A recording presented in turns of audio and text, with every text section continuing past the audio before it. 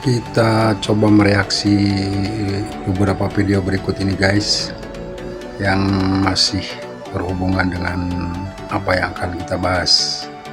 Oke, simak dulu. Kebetulan tadi pas go off air di luar, gue lihat di Instagram ada Ole lagi di luar jalan kaki dikawal dengan 2 orang, jadi dia nonton pertandingan, which is untuk gue ya sebuah plus point banget ya kalau Ole Romeni jadi memperkuat timnas kita, karena Ole itu apa namanya ya salah satu pemain yang di Eredivisie pun sering cetak gol. Masa Eliano sejelek itu sih? Dayanya Eliano di aja nggak ada dan Jakob bermain, ya emang bener kok dicoret aja nggak ada loh. Sementara dia datang jauh-jauh dari Belanda untuk dicoret, ya sorry itu saya nggak make sense untuk gue. Jadi ya dan hoki dan lain-lainnya, masa iya enak asli gue nggak ngerti. Masa kalah sama pemain-pemain Liga 1, itu pilihan Sintayong. Ya, terima kasih untuk dukungan kepada channel ini dengan terus menyimak, like, subscribe dan komen-komennya ya, teman-teman semua. Bismillahirrahmanirrahim. Assalamualaikum warahmatullahi wabarakatuh. Video awal tadi itu kita melihat wajah-wajah pemain timnas Indonesia ya, yang menghampiri para supporter guys, yang terus memberikan dukungan tanpa lelah ya. Tampak dari wajah-wajah mereka itu seperti murung ya, lesu, tiada tawa atau berseri-seri seperti biasanya ya. Tidak ada nampak wajah kegembiraan gitu guys. Dan konon katanya itu berlanjut sampai ke ruang ganti guys. Banyak diberitakan oleh ini ya, para awak media lah gitu ya. Sementara video yang kedua itu Coach Justin ya, atau Justinus Laksana, seorang komentator dan juga pengamat sepak bola nasional yang sudah sangat terkenal ya. Beliau itu mengatakan bahwa dia telah melihat Ole Romeni ya, yang ini sebenarnya berita yang sedang viral juga guys ya. Ole Romeni salah seorang striker yang bermain di Eredivisie guys, kalau nggak salah di Utrecht ya, FC Utrecht, yang sudah lama banget nih, udah sering dikait-kaitkan dengan proyek naturalisasi timnas Indonesia ya. Ya apalagi kalau bukan untuk menambah amunisi baru guys ya. Dan semoga memang oleh ini secepatnya bisa cepat bergabung ya, dan bisa memberikan dampak yang positif ya, serta meningkatkan performa tim nasional kita yang memang di sektor depan nih rasa-rasanya sangat tumpul lah gitu ya. Ya mudah-mudahan bisa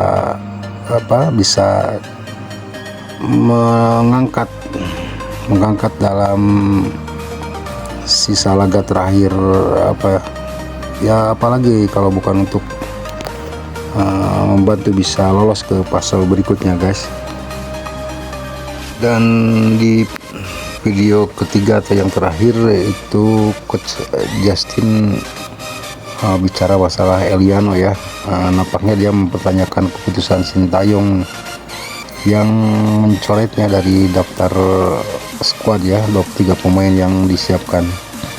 Dan ini untuk yang kedua kali ya, setelah sebelumnya waktu Indonesia bertanding di Cina juga sama, Eliano tidak masuk dalam daftar 23 pemain yang disiapkan. Dan ini pun seperti mewakili banyak kalangan ya, atau banyak suara senada ya. Mereka menyampaikan pertanyaan ini terhadap keputusan pelatih kepala timnas Indonesia itu. Bahkan ada yang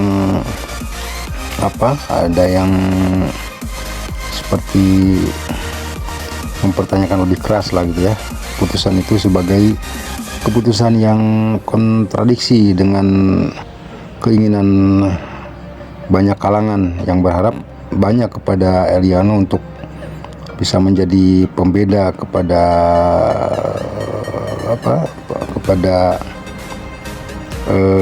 penampilan timnas Indonesia secara keseluruhan ya. Mereka berharap Eliano diberi kesempatan untuk lebih mengeksplor ya kemampuannya ya, yang memang belum teruji sepenuhnya karena tidak dikasih kesempatan untuk bermain. Kayak dikaitkan dengan hasil minor di 2 laga terakhir, semuanya seperti mengarah kepada kursi pelatih kepala yang mulai panas ya guys. Termasuk komentar di video-video saya juga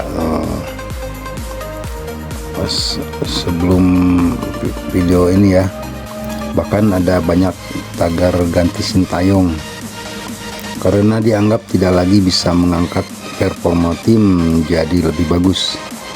Termasuk calon pemain timnas yang baru saja mau dinaturalisasi ya oleh Romeni juga ikut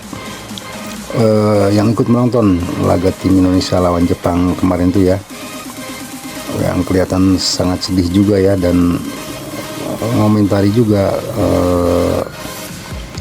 masalah ini ya kepada Sintayong mungkin ditujukan ya dalam pemilihan line up pemain. Dan kalau kita perhatiin dari semua komentar-komentar para netizen juga ya, seperti mengerucut kepada 3 hal ya guys ya. Pertama, masalah line up itu dan pencoretan nama Eliano itu yang menonjol ya. Yang kedua,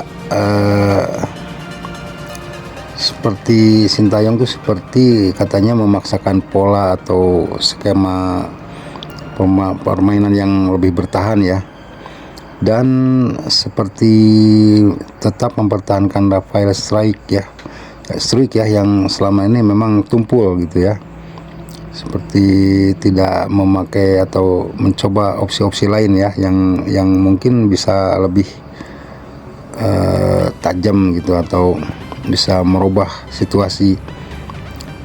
Nah, itu yang kedua. Yang ketiga adalah seperti kelihatan dari laga terakhir kemarin tuh ya, di babak kedua sepertinya ada kegagalan memberikan motivasi atau masukan ya untuk taktik tim ya, yang di akhir babak kedua itu ya, di babak akhir banyak pemain yang melakukan kesalahan sendiri gitu guys ya, atau bahkan bisa dibilang blunder. Dan kesalahan-kesalahan fatal itu justru banyak dilakukan oleh para pemain kunci yang selama ini justru banyak mendapat pujian ya, seperti Jai Ijes yang gagal menjaga pergerakan lawan atau tidak bisa menghalau bola, dan banyak kalah dalam berebut bola. Kevin Verdong juga beberapa kali telat ya menjaga pergerakan tusukan-tusukan dari sektor kiri ya, dan blunder Martin Pas yang salah menendang bola dari jarak dekat gawang yang berujung terjadinya gol terakhir. Ini terjadi di jelang akhir babak kedua guys. Padahal di awal pertandingan timnas Indonesia bermain seperti menjanjikan ya. Pergerakan individu dan secara kolektif hampir bisa dibilang menyulitkan para pemain Jepang, dan beberapa kali bisa mengancam gawang Jepang bahkan yang dikawal Suzuki. Pergerakan eksplosif Yakob Sayuri misalkan ya, hampir membuahkan hasil yang bagus. Juga ketika Radnar Orotmangun bisa terlepas dari kawalan 2 orang pemain dan tinggal berhadapan dengan penjaga gawang, sayang sontekannya kurang menghujam ya, dan bisa ditepis oleh penjaga gawang. Ya lagi-lagi ini masalah penyelesaian akhir ya yang kurang ya guys ya. penyelesaian akhir yang sangat tidak efektif dan ketiadaan goal getter yang haus gol ya guys. Itu hanya berlangsung di 20 menit awal. Seterusnya Indonesia menjadi kocar-kacir ya, dan dibombardir oleh Jepang. Organisasi tim jadi berantakan, salah passing, terus kalah dalam berebut bola, sampai terjadi petaka-petaka yang seterusnya terjadi ya guys, yang menghampiri. Gol pertama berawal dari kegagalan Yakub Sayuri misalkan menghadang lawan di sisi kanan waktu itu ya. Terus gol bunuh diri juga terjadi oleh Justin Hubner. Terus Kevin Dick cedera akibat bertabrakan. Kegagalan Orat Mangun juga mengeksekusi bola ke gawang lawan dan tidak berbuah gol, yang justru ini dianggap biang kerok awal kegagalan Indonesia secara keseluruhan oleh Sintayong. Menurutnya jika itu bisa menjadi gol akan membuat akan merubah permainan secara keseluruhan. Ya bisa saja benar, tapi tidak adil juga ya jika kegagalan itu hanya ditujukan kepada seorang Ragnar ya, sebagai biang kerok lah gitu ya oleh STY, yang memang sebagian orang justru melihat Ragnar saat itu bermain seperti berjibaku sendirian di depan, dan petaka-petaka beruntun terjadi sampai akhir laga. Timnas kita tidak tenang, terburu-buru dan panik oleh serangan Jepang yang bertubi-tubi dan bergelombang dan sporadis ya guys ya. Seperti jatuh mental juga, padahal seandainya mereka bisa tenang sangat mungkin berpotensi bisa mengimbangi permainan Jepang. Inilah yang jadi sorotan dan semuanya tertuju kepada kegagalan STY mempersiapkan taktik dan strategi dan gagal mengangkat mental pemain. Yaitu kritik yang wajar ya. STY sudah bekerja ya juga ya dengan maksimal.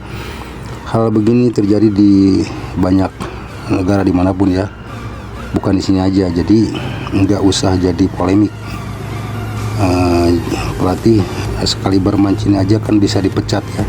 Semuanya biasa dan akan berlalu.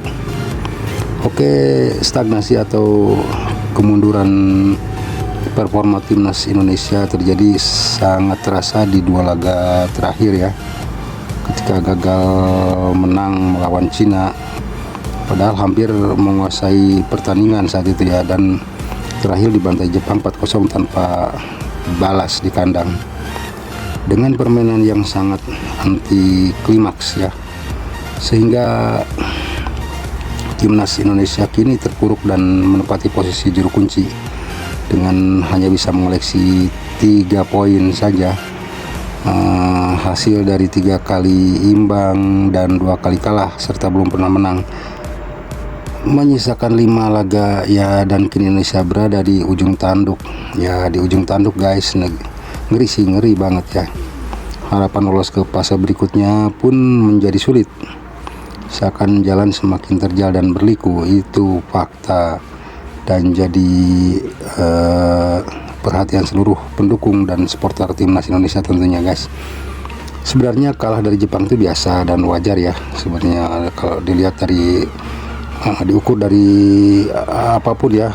Tapi yang jadi kekhawatiran itu justru melihat pola dan organisasi permainan serta mental pemain setelah ini. Nah, itu menjadi tanggung jawab ranah tim pelatih. Bahkan pihak PSSI pun sebagai bos yang menaungi timnas tidak bisa mengintervensi keputusan tim pelatih. Semoga saja Sintayong kuat dan bisa keluar dari tekanan ini. Oke guys, ada 2 hal penting yang harus ditegakkan dan sampai kini nampaknya sangat membantu dan meninggikan asa Indonesia bisa lolos ya. Ini di luar teknis. Satu adalah dukungan supporter yang bisa dibilang tiada pernah berkurang ya, dan terus menyemangati tanpa lelah walaupun tidak puas dengan hasil ya. Yang kedua adalah pernyataan bos Erick Thohir saat akhir pertandingan di ruang ganti.